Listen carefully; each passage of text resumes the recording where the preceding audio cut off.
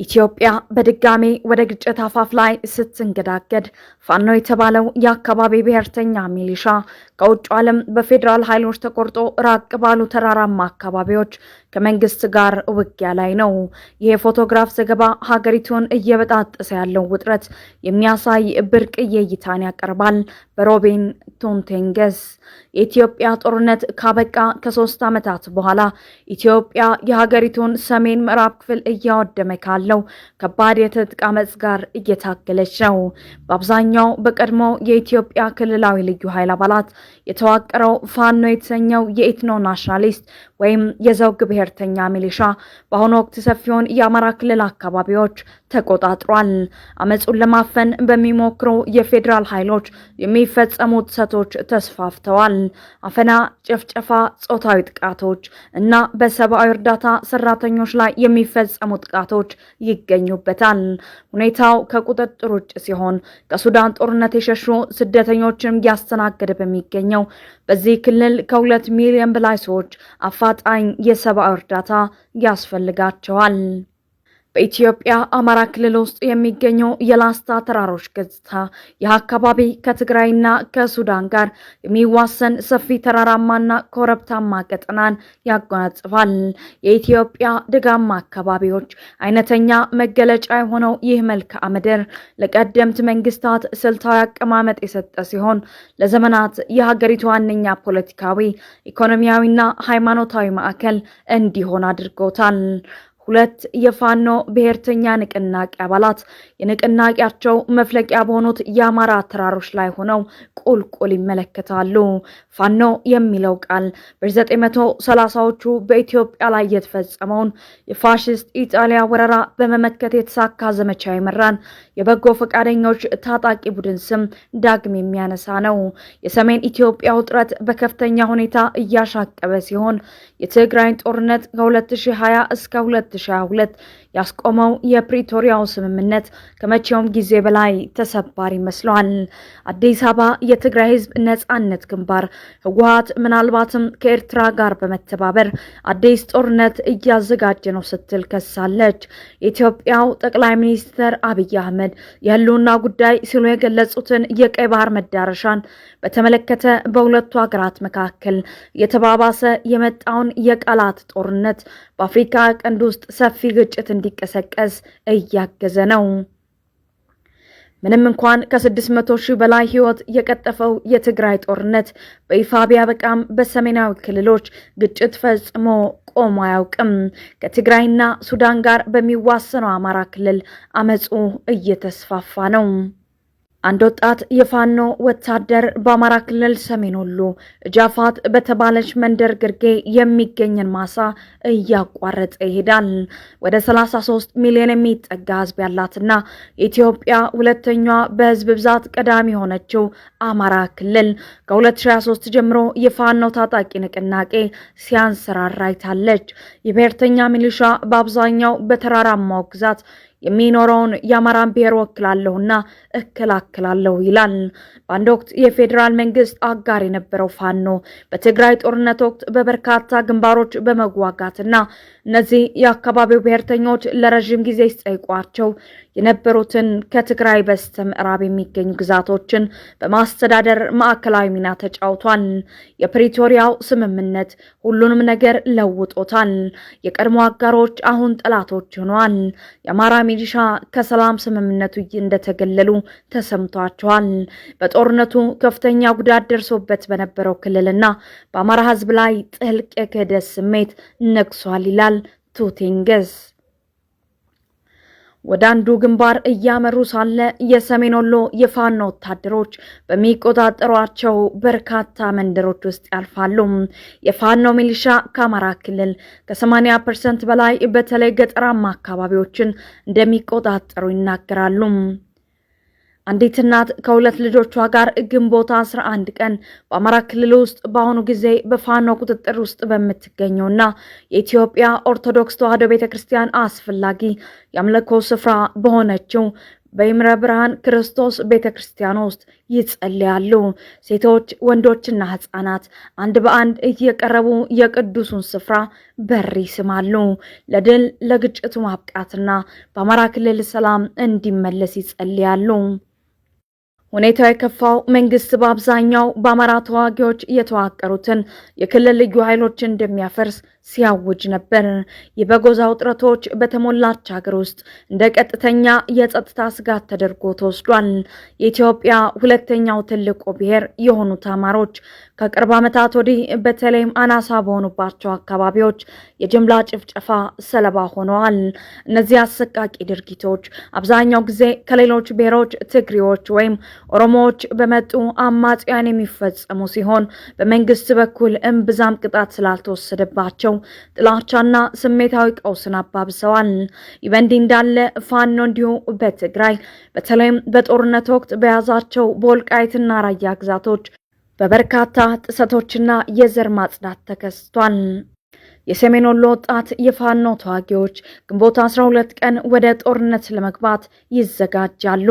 ከጎንደር እስከ ጎጃም በቅርቡ በተቆጣጠሯቸው የሰሜን ትግራይ መሬቶች ድረስ የሚዘልቀውን መላውን ክልል የሚሸፍኑት አራቱ ዋና ዋና የፋኖ ኮማንድ ክፍሎች በቅርቡ አዲስ የጋራ ፖለቲካዊ መዋቅር መፍጠራቸውን አስታውቋል።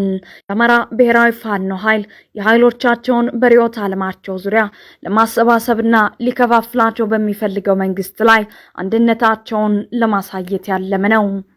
የመበተን ሙከራን ተከትሎ በሺዎች የሚቆጠሩ እነዚህ ተዋጊ የፋኖ ጦርን ተቀላቅለዋል። ወታደራዊ ልምዳቸውንና የጦር መሳሪያዎቻቸውን ይዘው መምጣታቸውም ወደ 20 ሺህ የሚጠጉ ተዋጊዎችን ያቀፈ ነገር ግን አሁንም የተበታተነና ግልጽ ተዋረድ የሌለው የታጠቀ ንቅናቄ ፈጥሯል። ከዚያን ጊዜ ጀምሮ ግጭቱ በከፍተኛ ሁኔታ ተባብሷል። ፋኖ በአማራ ክልል ሰፊ የገጠር አካባቢዎችን ተቆጣጥሯል። ይህም የፌዴራል ኃይሎች ወደ ዋና ዋና የክልል ከተሞች እንዲያፈገፍጉ አስገድዷቸዋል። አማጽያኑ አልፎ አልፎ በእነዚህ ከተሞች ላይ ድንገተኛ ጥቃቶችን ይፈጽማሉ። ኤርትራ ሚሊሻውን ታሰለጥናለች የሚል ጥርጣሬ አለም። ዛሬ ክልሉ በተለዋጭ በፌዴራል ኃይሎችና በተለያዩ አንጃዎች በተከፋፈሉት በፋኖ በሚቆጣጠራቸው አካባቢዎች ተከፋፍሏል። የግንባር መስመሮችና የቁጥጥር ቦታዎች በየጊዜው ይለዋወጣሉ። በእያንዳንዱ ወገን የተቋቋሙት የፍተሻ ኬላዎች ክልሉን በጣም የማይገመትና ለመግባት አስቸጋሪ ያደርጉታል ይላል ቱቴንገስ። በግንቦት 2025 በምስራቅ አማራ ሰሜን ወሎን ጎብኝቷል። እዚያም ቅድስት ከተማ ከሆነችው ላሊበላ አቅራቢያ የሚገኘውንና 4260 ሜትር ከፍታ ላይ ያለውን የአቡነ ዮሴፍ ተራራን የሚመለከተውን የላስታን ግዙፍ ተራራ ክፍል ከሚቆጣጠሩት ፋኖች ጋር ለብዙ ቀናት አሳልፈዋል። ጉዞ በአዲስ አበባ መንግስት ምንም ስልጣን በሌለባቸው በአማጽያን ቁጥጥር ስር ባሉ የኢትዮጵያ ደጋማ አካባቢዎችና መንደሮች ውስጥ ወደ 100 ኪሎ ሜትር የሚሸፍን ነበር።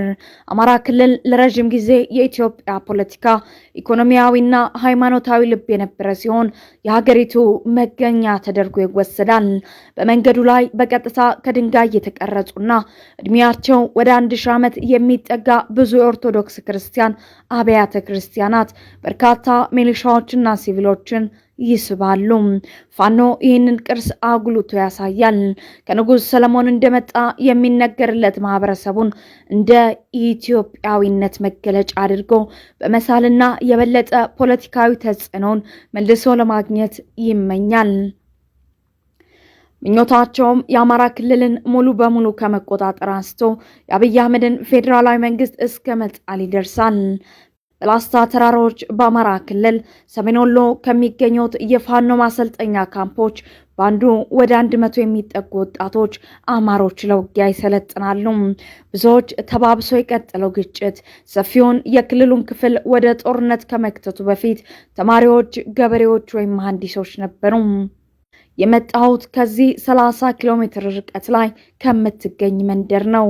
እዚያም አንዲት የ22 ዓመት ጓደኛዬ ደርቤ በወታደሮች ታፍና ከዚያም ተደፍራ መንገድ ላይ ተጥላለች። በዚያ ቅጽበት መታገል እንዳለብኝ ተገነዘብኩ። በዚህ ጦርነት ሲቪሎች ከባድ ዋጋ የሚከፍሉ ሲሆን አብዛኛው ጊዜም በግጭቱ መሃል ይያያዛሉ። በፋኖ ቁጥጥር ስር በምትገኘው ብልባላ ከተማ ግንቦት 9 ቀን ፎቶ ላይ የምትታየው የ23 ዓመቷ ገቴ በየነው ወይም መሃል ላይ በ2023 መጨረሻ አካባቢ ማስዋን ሳታቋርጥ የኢትዮጵያ ጦር የሞርታር ጥይት ፈነዳ። በእጇ ይዛው የነበረው የ5 ዓመት ልጇ በፍንዳታው ተበጣጥሷል። በህይወት እንድኖር አሁንም ምክንያት የሰጠችኝ ከጥቃቱ የተረፈች ልጄ ብቻ ናት ስትል ወጣቷ በሚስጥር ተናግራለች። በዘገባው ወቅት በርካታ ሲቪሎች ተመሳሳይ ጥቃቶችን ዘርዝረውለታል። አንድ ሰው በብልባላ የሚኖሩትን የ83 ዓመት እናታቸውን የፌዴራል ድሮን ቤታቸውን ሲመታተዋል። ሌላ ሴት ደግሞ በመንግስት በሚተዳደሩ ከፍታ ቦታዎች በተተኮሰ የሞርታር ጥይት የ5 ዓመት ልጇ ተበጣጥሷል። እነዚህ አሰቃቂ ድርጊቶች በአካባቢው ህዝብ ዘንድ በማዕከላዊ መንግስት ላይ ቁጣን እየቀሰቀሱ ሲሆን የፋኖን ተቀባይነት እየጨመሩ ናቸው። ምንም እንኳን ፋኖ ከአመፁ መጀመሪያ አንስቶ ሰፊ የማህበረሰብ ድጋፍ ቢኖረውም እያደገ የመጣው የጸጥታ ጦትና የኢኮኖሚ መፈራረስ ይህንን እምነት ቀስ በቀስ እየሸረሸረው ነው። ምክንያቱም አንዳንድ የፋኖ ቡድኖች በተለይም በፍተሻ ኬላዎች ላይ ከሲቪሎች ገንዘብ በመዝረፍ እየተከሰሱ ነው።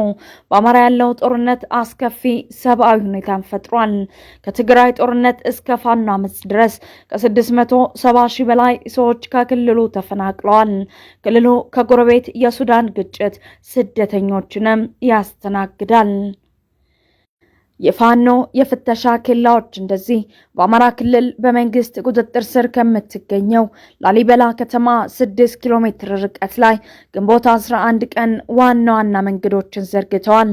በግምት በየ10 ኪሎ ሜትሩ ክላሽኮቭ ጠመንጃ ያነገቡ ጥቂት ወጣቶች አንዳንዴ በመንገዱ ላይ በቀላል ገመድ በመዘርጋት ትራፊክን ያግዳሉና ይፈትሻሉ። የአካባቢ ነዋሪዎች ቀኑን ሙሉ ከአንዱ ተጽዕኖ አካባቢ ወደ ሌላው ይንቀሳቀሳሉ።